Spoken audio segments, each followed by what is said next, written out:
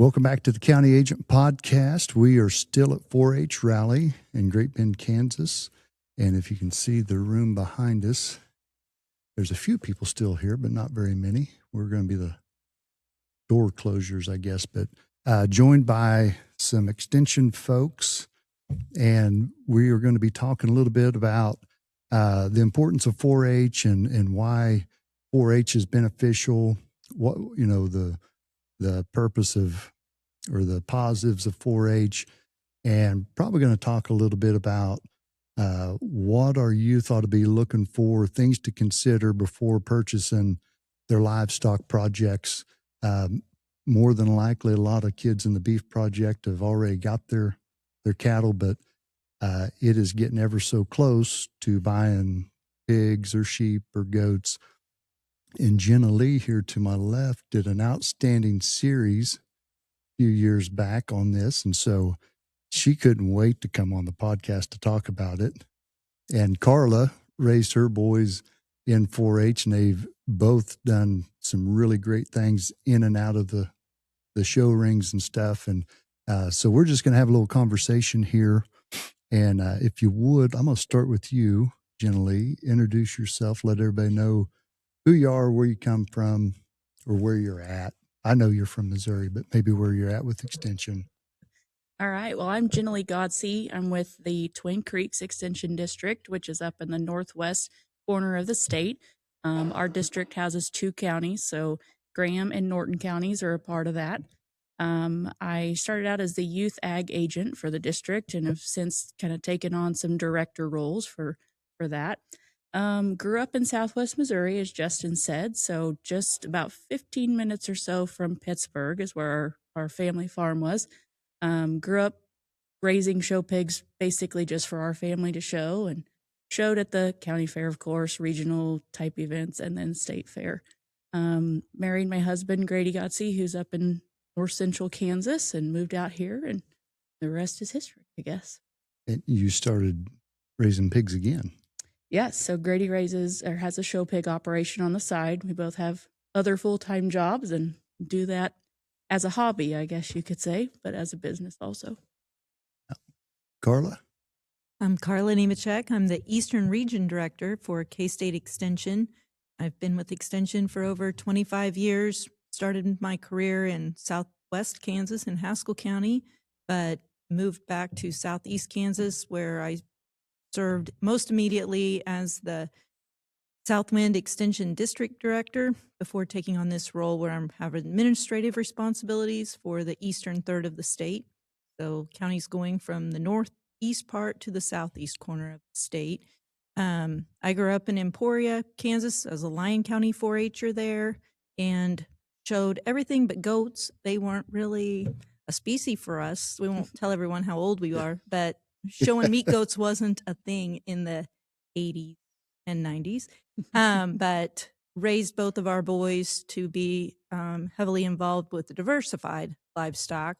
They showed cattle, sheep, goats, and pigs. We currently, our Nemecek livestock, we have a handful of boar goat does and some purebred Chester and Berkshire gilts, as well as a couple crossbreds for show pigs, and then have some Simmental Angus cattle. And we've always just shown steers at the county fair, but taken on the goats and the hogs with moderate success at state and national shows, and been active with the NJSA.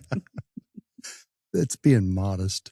Well, and I think too, we taught them the value of livestock judging, and there's a lot that goes with that too, but understanding those diversified species and what goes into that, I think, just makes them better stockmen and hopefully better people. Time will tell. Well, and I'm glad you just mentioned that, because that was something I just had thought of with both of you. You both come from judging backgrounds, and wasn't you the meat judging coach at Fort Scott before you come into Extension? You judged at K-State on some very successful teams, and your boys were very successful.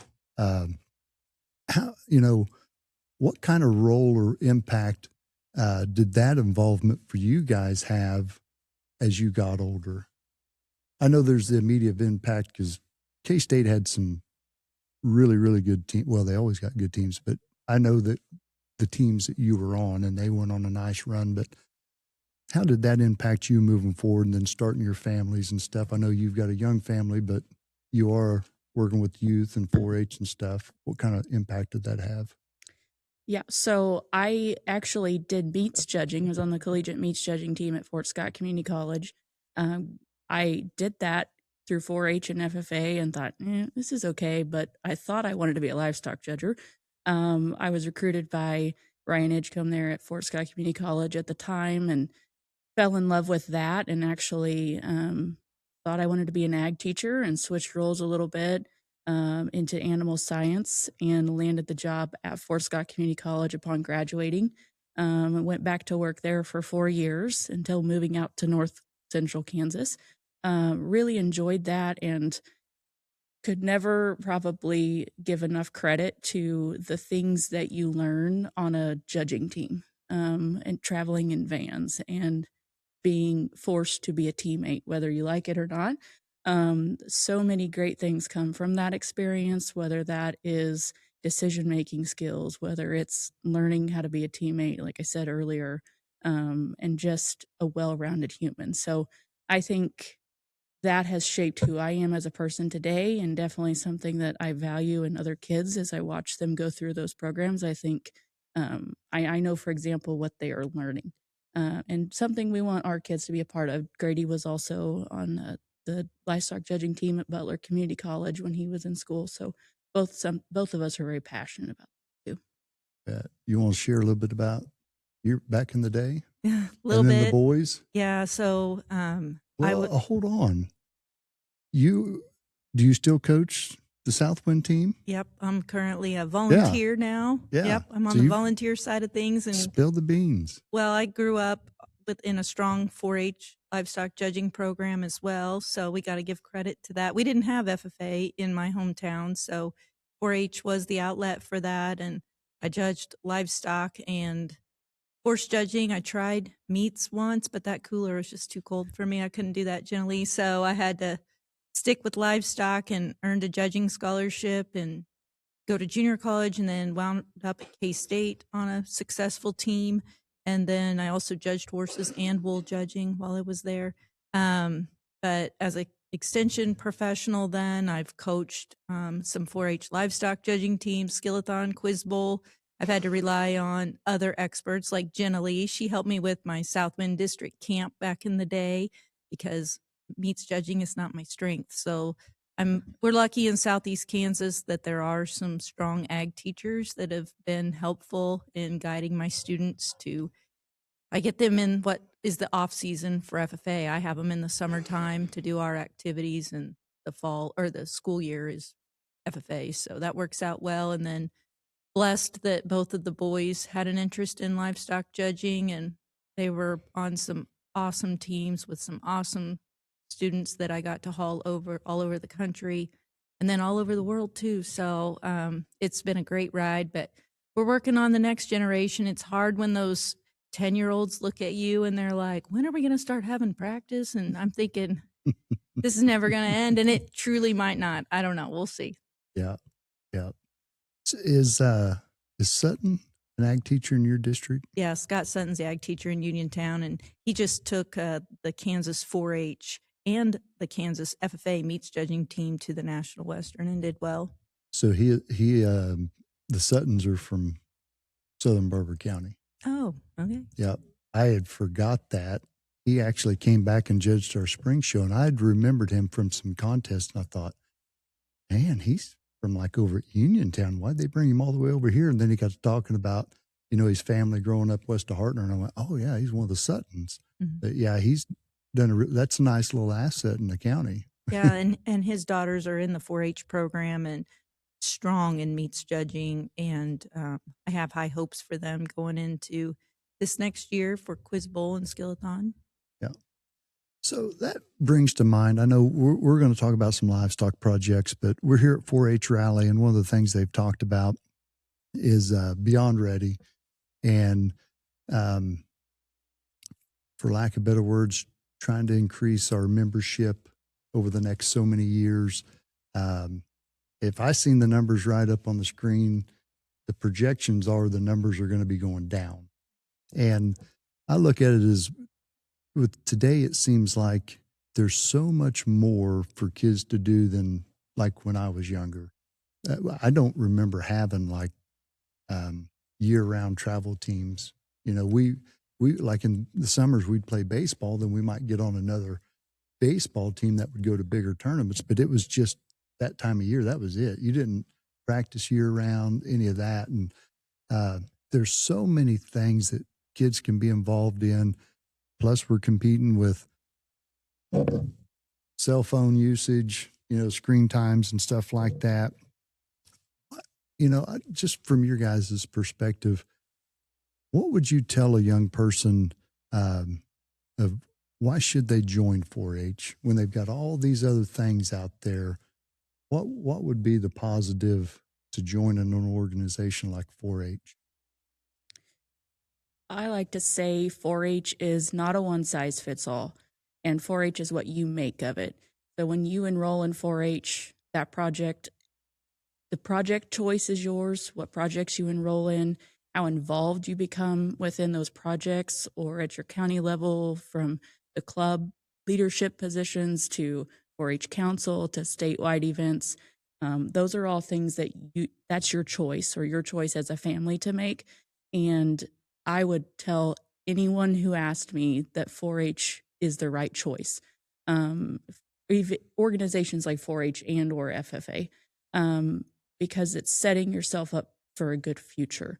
And I think that in general, 4-H is the choice of your future.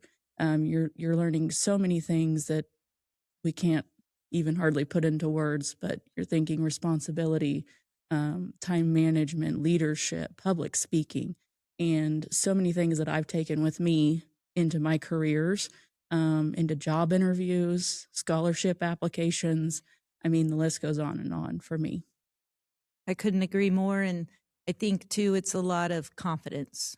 4-H builds confidence. We got those 6- and 7-year-old kids. They're not afraid to stand up in a room full of people and talk to you about something that they know about.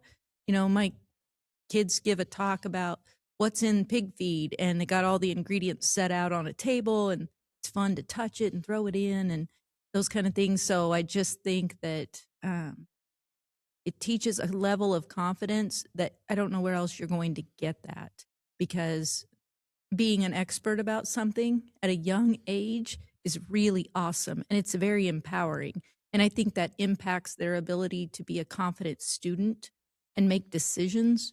I remember when the boys were young, elementary teachers would tell me that they could pick out 4-H kids in 3rd grade, because when they say, who wants to be the leader, it's the 4-H kid raising their hand and willing to step up and be like, yeah, let's do that. Hey guys, let's get together and work on this collaboratively. They like the team-based approach. So like Jenilee said, that just makes them so great of an employee on down the road. Well-rounded.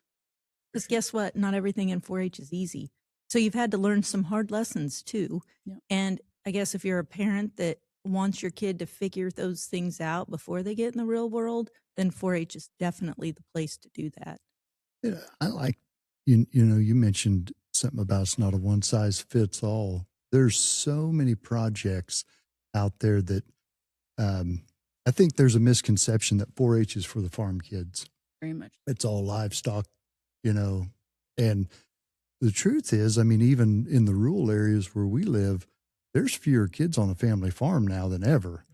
And so it's a matter of maybe reaching those ones that, I say in Barber County, it's built in that you're going to get the kids that want to show livestock, period. You don't have to work at them, but it's those others that, why aren't they involved? Do they not know that all the project areas that are available, do they think it's just a livestock thing or what is it? I tell you, one of the things that disappoints me, and I'm not afraid to guilt trip them, is I'll see parents that had success in 4-H and now their children's not in it. And I might even have a picture of them from an extension book when they was at the Barber County Fair doing something, and I'll text it to them and say, it's too bad your kid couldn't enjoy something like that. Good for you. But, and I look at it, I'm they've called me a boomerang and everything else this week on my return tour. And I've shared with some people that I've known from being out of extension for a couple years. I have to take a different approach as a county agent now than I did. And so we're implementing some different things. Like we've talked about the market broiler program we're doing, probably fixing to fire up shooting sports, no pun intended. Didn't plan on that coming out that way. But, those are some things that we're looking in our communities that there's kids that have interest in that. And we're starting to see they're going to other schools to participate in that. Why aren't we providing that in 4-H, which 4-H has a great shooting sports program? Just different things like that to reach those kids that would probably love an opportunity if they knew they could be involved. Do you want to share, because both of your boys, I've always said if I had boys, I wanted them to grow up like the Nemecek boys. I just always thought they were very well-mannered in public. They're very good competitors, but that also tells me they're very good preparers, because you can't have that long a success without preparing all the time. But just the way they've always carried themselves in public, whether they were in the show ring or at the cotton candy stand or wherever, I always thought they were just really good boys. Can you share kind of the progression of how they got there? I'm assuming a lot of that come from 4-H. Can you share some of the stuff that they did to get to where they are? Yeah, I'm happy to do that. Jeff and I spent a lot of time trying to make it fun for them. And I mentioned earlier the diversification of the livestock at our place. Some might call it a zoo. There's a few cats and dogs and other things running around, but, it's different for them when they're raising the animals. We participated heavily in the bred and own program. So when we're putting together currently like Kaiser's proficiency stuff, it's hard to articulate the fact that like we might be talking about a gilt that was champion bred and owned at the state fair was a different Chester gilt than the one that was champion bred and owned at the junior livestock show. But that didn't just happen. Like those are generations and years in the making to get to that point. So they're heavily invested in it because of that. Like they were there when we decided on what boars we were going to use, or when the does went over to Clay Brillhartz or Bill Mines to get bred. We're making those decisions together, even when they were little.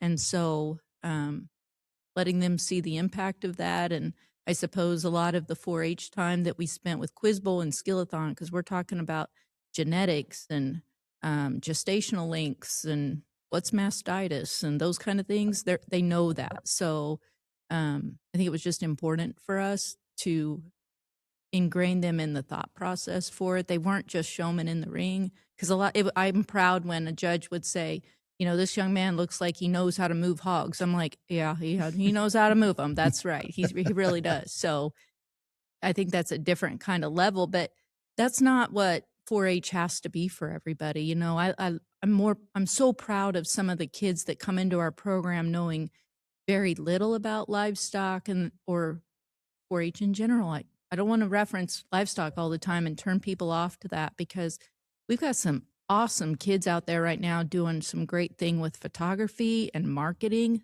The door is so wide open for those opportunities. And I think 4-H is a gateway to teach them the artful side of producing good images and marketing pieces, considering light and color and backgrounds, things that could really set them up for success going forward. And other projects play into that too. You bet. I like that earlier you touched on the confidence, because I don't know what you guys see in your communities. Barber County is a very rural community, and where my kids go to school, it's really rural.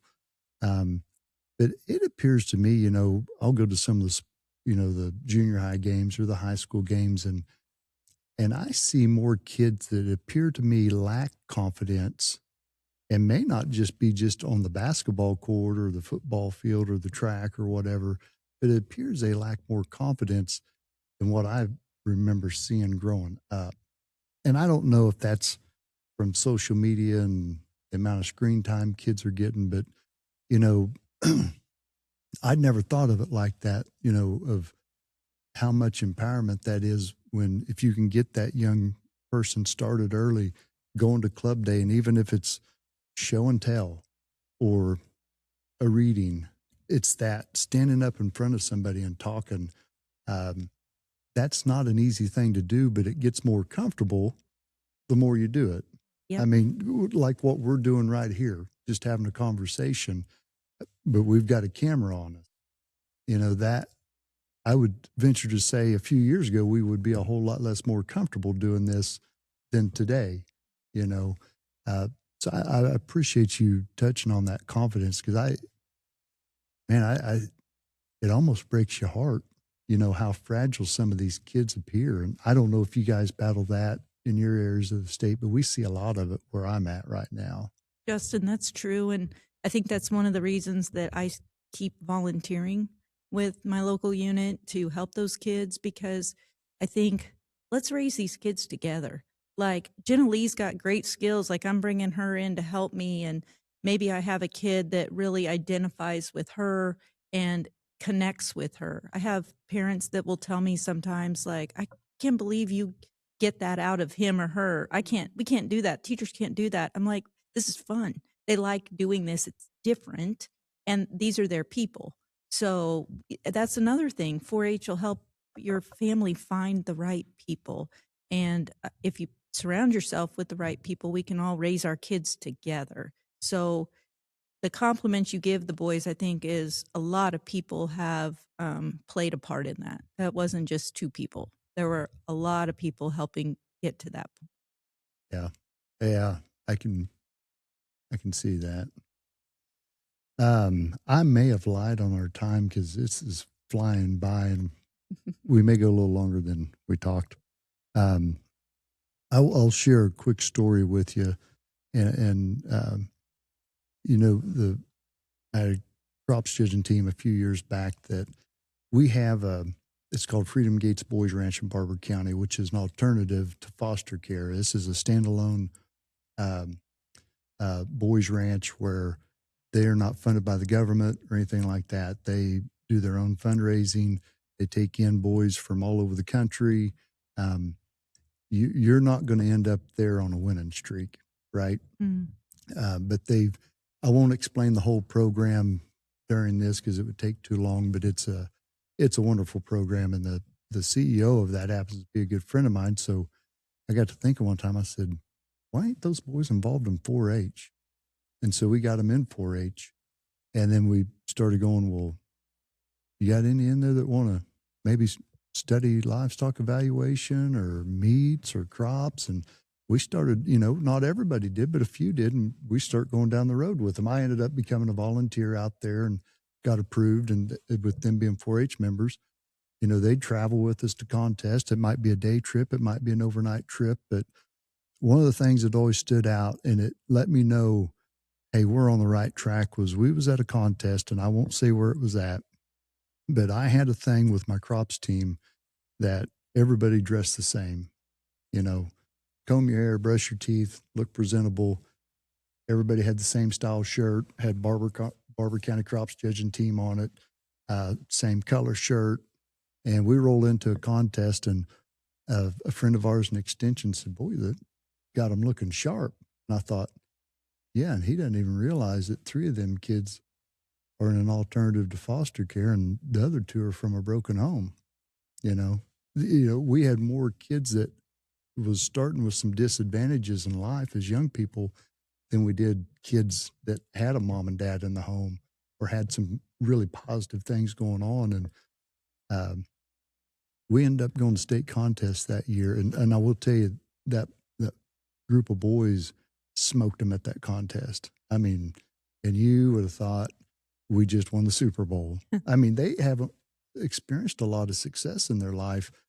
Well, one thing led to another, and only 2 of them could go with us to the state contest. And one of those boys competed really, really hard, didn't have his best day, but ended up, I think, 3rd high individual.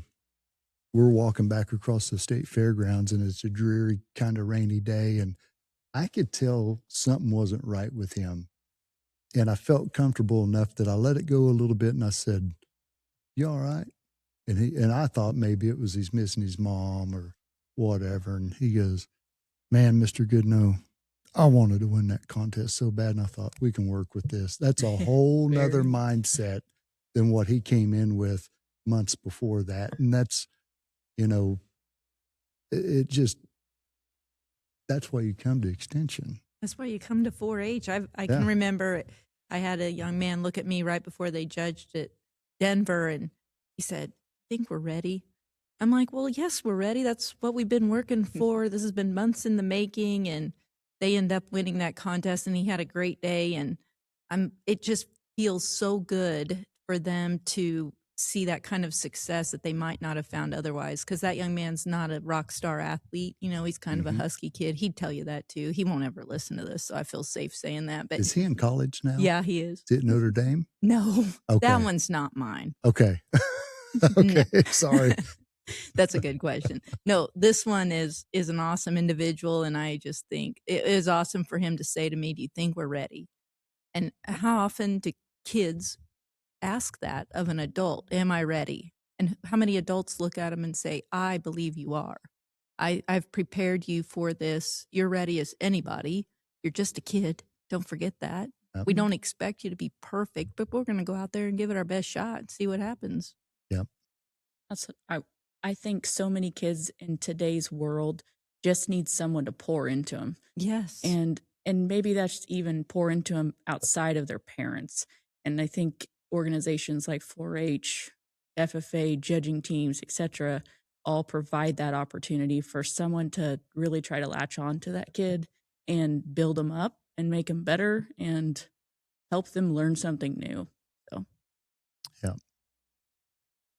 Well, it's decision time. You want to move on to the next subject, or you want to keep rolling on this? Because we're closing in on 30 minutes. You tell us. We're rolling on. You're the boss. One of the things we wanted to talk about, and I appreciate all your everything you gals said about 4-H and the impact not only on you guys but other kids and stuff. But one of the things we wanted to talk about, or I wanted to, was it's fixing to be livestock project buying season, and maybe talk about some do's and don'ts and how to get prepared for that. And I guess I'll start with you, being you had that spectacular series. So would it be better if we broke them up by species, or just? I think in general still works, because all the smaller animals it's a similar thought process going into the buying season, I think. What do you think? Let's look at it as a first timer. What's the first step or first thing they need to be thinking about before going out and making that purchase? And either one of you, I'll just throw it out there. I'll let you start. You did the series, and then I'll fill in when I hear things. She's real tickled. You just threw it at her. I'd have to say this reflects our 4-H model pretty well. But the number one thing I would say is sit down as a family and come up with a set of goals. The first thing you have to know is what you're shooting for, in my opinion, before you go out and spend money on livestock. And that could be, is my goal to show at the county fair? Is it to win the county fair? Is it to go to the World Pork Expo? Is it to, there's so many levels of goals that you could have. Am I working on a feeding regimen? We've seen 4-Hers and FFA members across the state doing really cool experimental type things with feeding regimens and hair growth regimens, and so many neat things in those areas that it's exciting to watch kids do from afar. And so in my opinion, it's number one thing is goals, because that dictates what you should be buying or what you should be looking for your family. I've got to throw this in there because I forgot about this. You are responsible for my daughter Janda showing sheep, and you don't know this. Oh, boy. Because she wanted to show sheep. We raise goats, but she wanted to show sheep. I said, we're not doing this until you learn a little bit more about it. You need to be knowing what you're getting into. And she started watching the series. I had the YouTube links and stuff. as an extension agent, and she walks out with a notebook, and she had 5 pages of notes, and I went, looks like we're going to start showing sheep. Yeah. You Well, know, that shows some optimism, right? but yeah, I mean,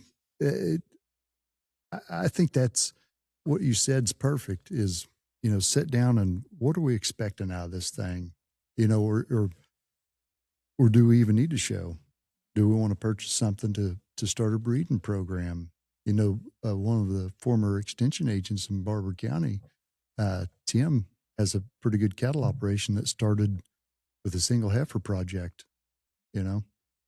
What's your thoughts, Carla? I think in addition to setting goals, you need to align yourself with a good mentor, somebody that you can go to and somebody who's been there and done that, because I don't think that the internet is the right place to go to learn how to feed and manage a project, select a project, unless you've watched Jenelee's series and then you know how. But she's brought on some experts to even give some feedback about that as well. But I think finding a mentor is crucial, as well as knowing what your budget's going to be. And once you set those goals, you have a better idea because so many things go into that budget. These are animals. We're not bringing them in the house to be a pet. These are farm animals. So facilities, and pigs are going to tear up some stuff. Goats are going to climb through everything. They're going to run out of water. So can we provide adequate shelter, pen space, and do you have a trailer to haul them home? Do you know what you're going to feed them? There's so many feeding options now, like you mentioned, and where will you get that feed? Can you locally source it? So many comments and questions, but I think setting down as a family, setting those goals and having those discussions will really help you determine where you want to go. I wonder sometimes how many families miss the budget or misunderstand the budget part as just the purchase. Because there's a whole lot more goes in after you purchase it that you're going to have, the feed. And if you got to do some supplements, the shampoos, conditioners, because we're not even going to go down that rabbit hole of the debate of stock shows. I always tell kids, like, if I'm judging a show, what you're presenting to me is a reflection of your work from your tag-in date to this show date. And you can tell the ones that, no, you don't have to work hair on them. You don't have to have them perfectly groomed. But boy, it sure does help because they're a little bit more presentable. I mean, we're not out here in ragtag clothes. We're at public meetings, and so we're trying to get presentable. And I think that's an approach that sometimes people want to skimp on at livestock shows. Well, it's just raising livestock. Well, it's a presentation of this kid's work. And so with that, every time you go by shampoo, or if you don't have the water hose to rinse them with, or a blow dryer and all that, it just starts adding up. And, all of a sudden the $250 you want to spend on the pig just got a whole lot higher. Well, and that's another advantage to 4-H because you don't have to go it alone. There will be people in your community, in a neighboring county or community, maybe even across the state, that are willing to mentor and help you. If you're fortunate enough to find some folks in your own community, maybe you can decide that, hey, my kids are going to show Chesters and your kids are going to show Durocs. That way we don't have to compete against each other until maybe we get to the Grand Drive. So I think having those conversations broader and more collectively can benefit your kids as well. Yeah. I think being willing to learn, and this applies in so many areas of our life. Like when Carla was talking about, raising her boys. And when I think back to being a collegiate judging coach, or even now as an extension agent, like the kids and or families who are willing to learn are going to be so much more successful, because when they reach out for advice and you give them advice and they take that and they do something with it, you can actually make progress, or the goal. You're hoping to make progress, and you have a lot better odds of it if they're listening to your advice and they're willing to learn new things or try new things, and be a part of that with you. Those are the ones I want to work with. Yes. The ones that want to learn and are eager for that new information. Teach me, show me, I will do it. And you know what? In my current role as in extension now, where we hire folks, I'm looking for employees that are eager and willing to learn. We don't expect anybody to come into the workforce knowing everything and being perfect. Exactly. Justin, you're coming back, your boomerang tour you mentioned, and you're going to do things differently this time. Yeah. That tells me you're a learner, and there's room for growth. So part of the life skills. That's one of the things. If I've got somebody calls to looking to buy a goat, one of the first things I ask them is, well, what's your goals? Mm-hmm. Or is your goal a state fair, KGLS, or Denver? Where you, some of it depends on where you're located too, because we sell, down to some of the southern states. But sometimes we scare them off as much as I sell them, because I'll tell them, they're looking for something specific. And I'm like, I don't have that one, but here's some people you can contact that could probably get you there a little quicker. And that goes both ends of the spectrum. We may have already sold all the high end stuff, and somebody's looking for something like that. And I tell them, we don't have the stingers in the pen anymore. They done gone. But you want a nice little project at the county fair, I got that one, But I think all of us sell livestock. I think that's a conversation that's got to be had up front, because the relationships I've built through the years from selling, projects to kids. I was telling my coworker on the way up here, there was two families in a county not too far from me, that their kids bought show goats from me from their very first year they could show all the way to graduation. And I said, they're lifelong friends. I mean, those kids are in college now. Some of them's out of college. Some of them. That's how we met. And the relationship went beyond the show ring. That was just the introduction. And I think sometimes we get so caught up in banners and buckles and premium sale checks that we forget that there's some beautiful relationships get developed out of that. So after you establish your goals, your budget, is there what's the next step on trying to find that perfect project? Do you start looking online? Should you come to your extension agent? What's your thoughts? I think relationships play a huge part in the success of an individual. And I think Carla mentioned a mentor, whether that's a relationship with a breeder. I have a hard time saying someone should get in an online sale and buy a pig from a breeder that they've never met, because I think that that's just a wide open area for potential problems. And so, I mean, it definitely happens, and it happens a lot probably. But if I was going to recommend something to someone, it would be create some kind of a relationship, or at least reach out and have a conversation with that person, whether that's an animal that you're looking at in your home county or 3 counties away in another state or online. You look at a lot of online sales, and it's easy to look at a pig in a picture and maybe not see everything that you need to see. And a video helps a lot.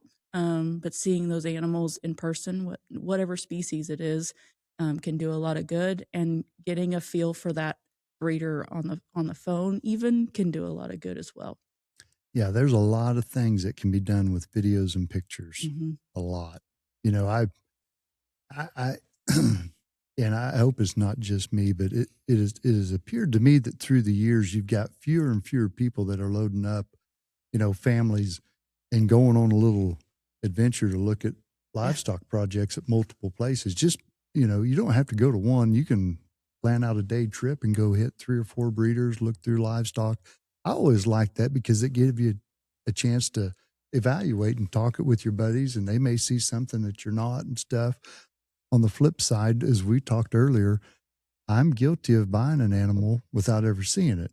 Now, that being said, I had a relationship with you and your husband good enough that I knew, all right, I didn't realize this sale was that day. There's no way I can make it. I get on the phone and I call Jeff and say, all right, walk me through them. Where are you at on these? Who do you like? This and that. And then I was able to make what I felt was a comfortable purchase. But we was also clear with him that it's not going anywhere past the county fair. And so he helped guide us in that direction. everything worked out fine. But do you think there's more and more people just pulling the trigger on an online sale than actually going out to the farms anymore and meeting the breeders and looking through the livestock? I think that depends on the level or the person. I think that happens quite often because online sales happen a lot more now. But like you said, I remember being a kid and we had our eyes set on a new Hampshire gilt that we could show and bring back and breed. And we went through Missouri, Kansas, Oklahoma, Nebraska. I mean, it was like a week-long adventure to go look at different breeders. And you talk about family time, like we got a lot of quality family time in that, which is good. But I don't know that that particular thing happens very often anymore. I don't think so either. People make road trips to go look at boars, but I don't know how often they do that to look at show pigs. A lot of it'll be phone calls, and then maybe FaceTime later, when they're trying to figure out why is this pig or goat limping a little bit? What do I got going on? You probably get pictures Yep. from kids that you sell to. And so you want somebody who's responsive to that. I think that's important to have that communication.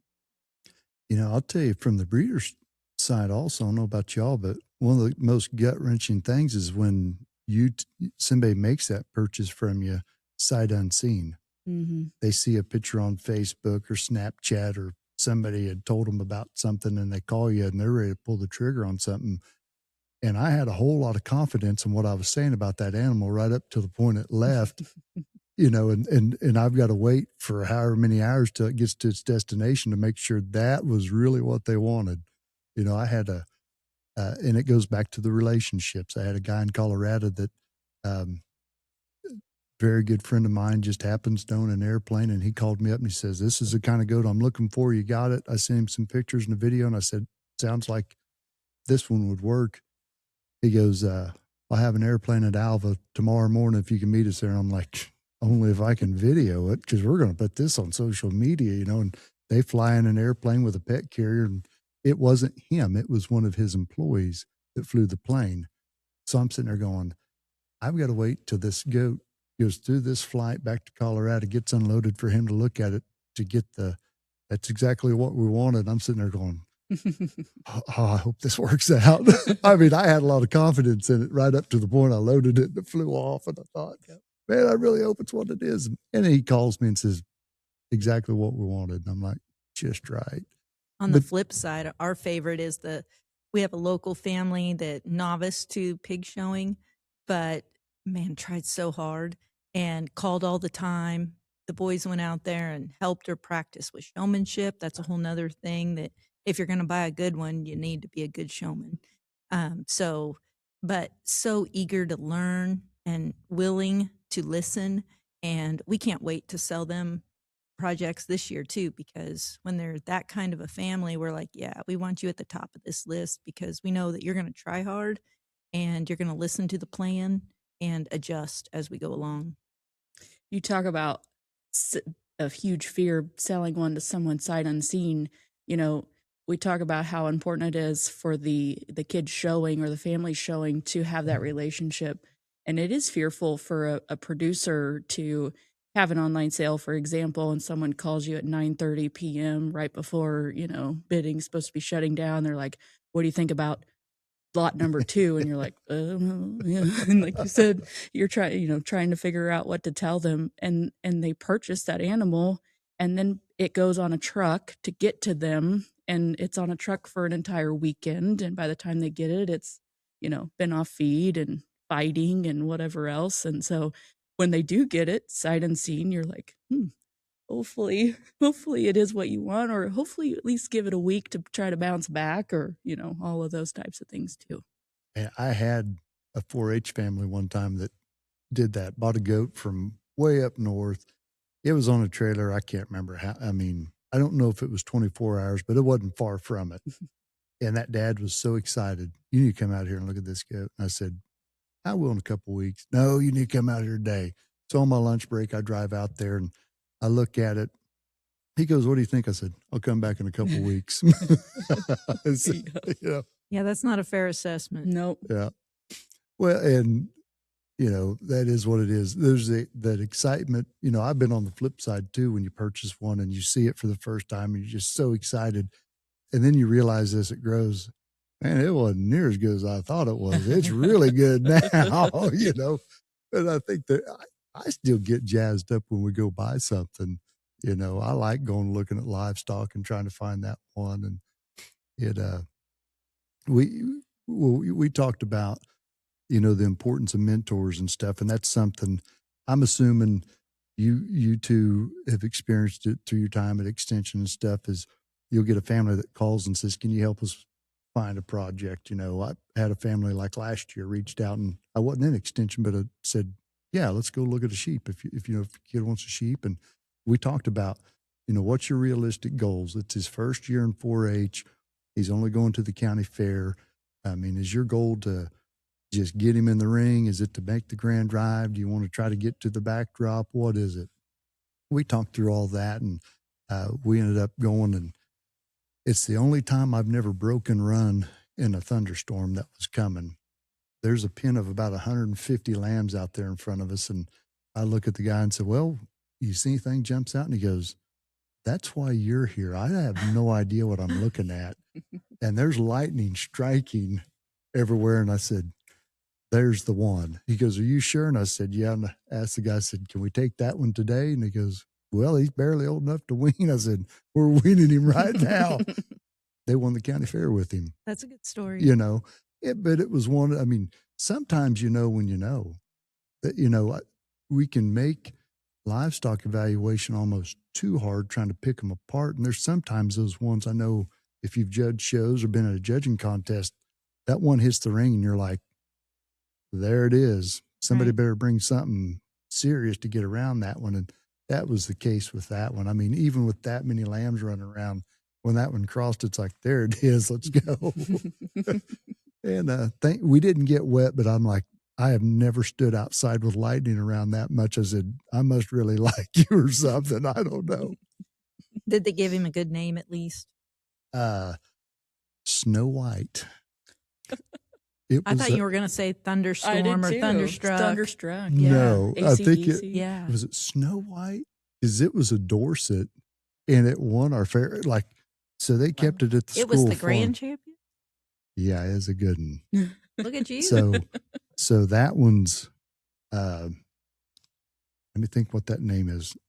It went back to Lucky Charms, which Lucky Charms has had a whole lot of success in that Dorset world. I think if you trace it down the line, that one would have been like a 3/4 sibling to like the champion Dorset at Tulsa, like the year before, something like that.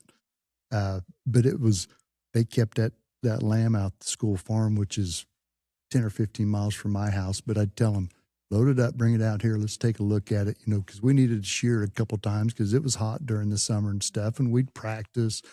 And I told him, the first time he brought it to the house, I said, listen, we've got to keep an eye on this one because sometimes Dorsets aren't as easy to feed as other lambs. And I said, this one's a good one. I said, right now it's better than the two I've got in my pen. And I said, I'm not a fan of Dorsets and they usually don't win the whole thing, but that one did. And we knew it when it hit the ring. I'm like, oh man. Good work.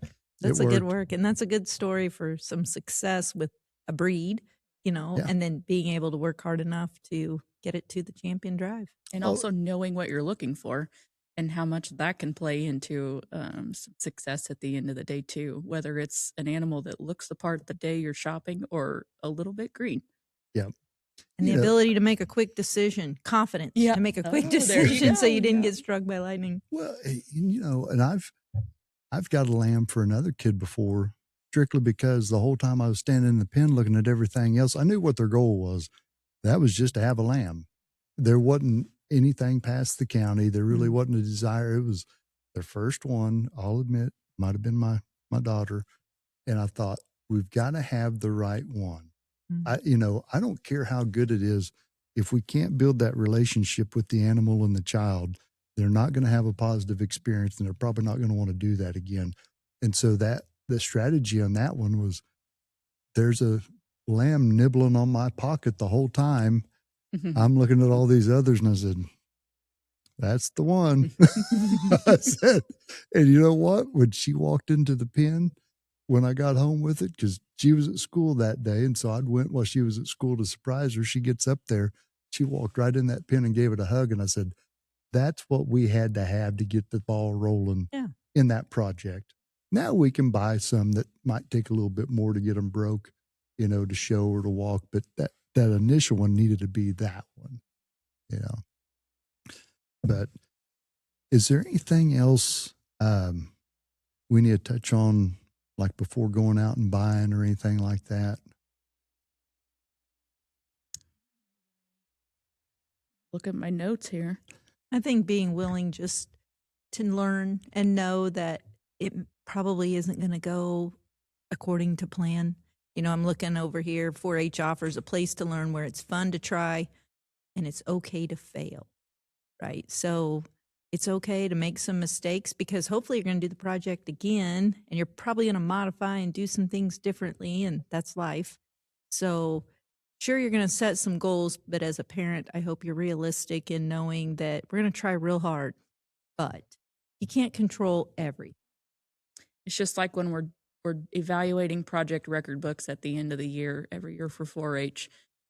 Hopefully that kid has sat down and created a list of goals for that particular project, and in no way, shape, or form do I, as a person evaluating those, ever think they better have every single one of these checked off. In fact, I'm probably starting to question a few things if every single one of those is checked off, because none of us ever meet every goal that we set for the year.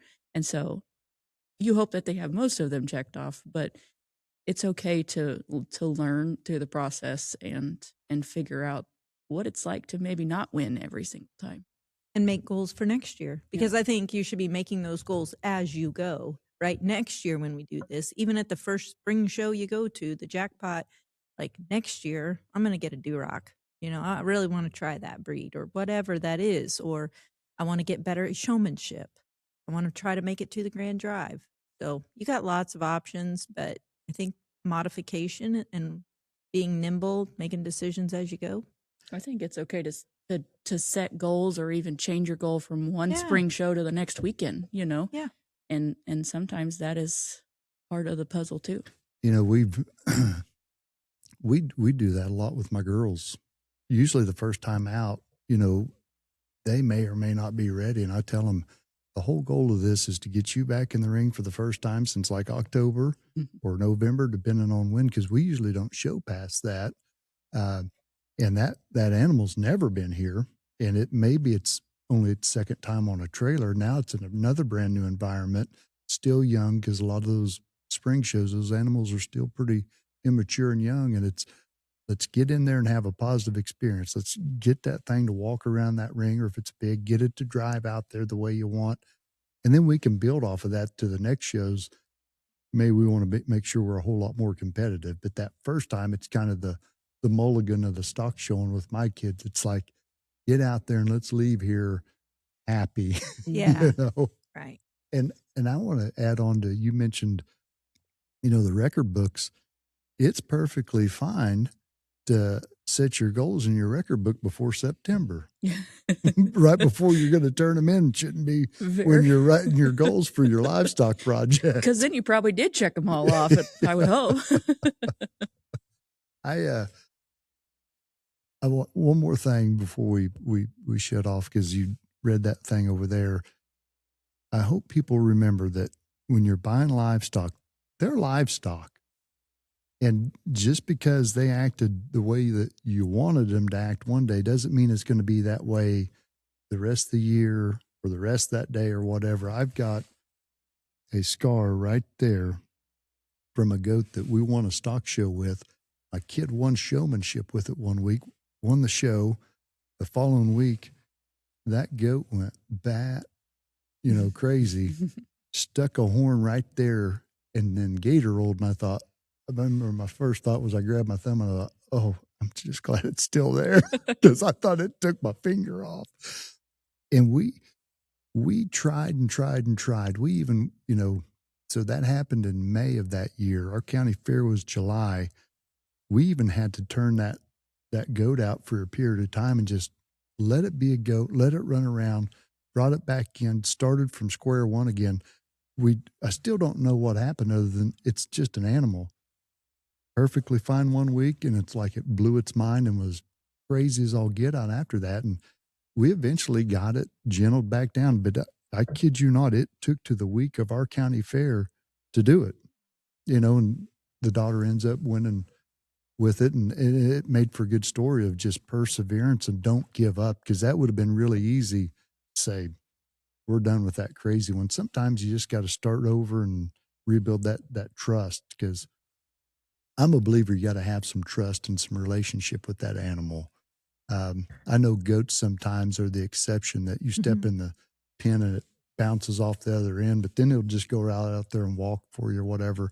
But like, pigs, you can darn sure tell a kid that's messed with a pig, because it's going to be sitting at the gate like, yo, come over here, scratch my belly, or give me a vanilla wafer. They still might dart to the other end of the show ring when they open the gate, depending that on could happen the day too. and if the wind blows just right. Yep. Or something spooks. Well, anything else? This has been fun, Justin. Thanks for asking us to do this together. Well, I appreciate it.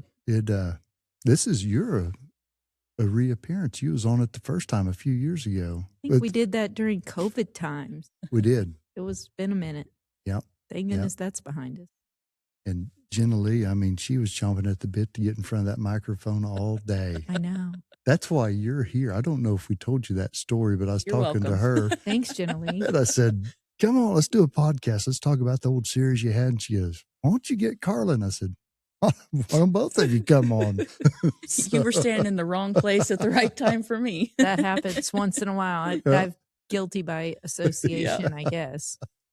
Well, thank you again for taking the time. I know it's been a long day of learning today, but hopefully some people that listen to this will find some value in it. I know I have, just listening to.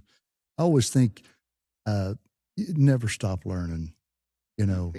There's always an opportunity to put something else in your toolbox, and just listening to stuff that y'all said, it's going to make me a better parent and a better agent. And I do appreciate that.